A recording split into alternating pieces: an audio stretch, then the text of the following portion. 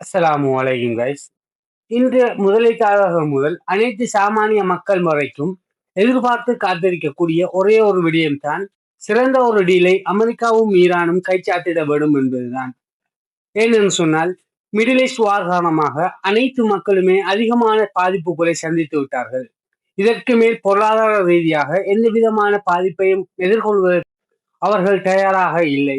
இதனால் அனைவருடைய எதிர்பார்ப்பும் இன்றைய நாள் கைச்சாத்திடப்பட உள்ள அந்த டீல் சிறந்த முறையிலே கைச்சாத்திடப்பட வேண்டும் என்று சொல்லி அனைவரும் எதிர்பார்த்து காத்துக் கொண்டிருக்கிறார்கள்.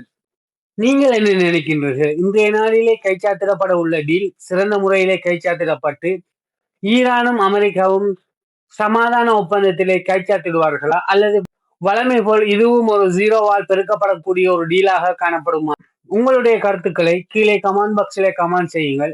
இதுபோன்று பிரயோசனமான விடயங்களை தெரிந்து கொள்வதற்கு என்னுடைய பேஜை ஃபாலோ பண்ணி வைத்துக் கொள்ளுங்கள்.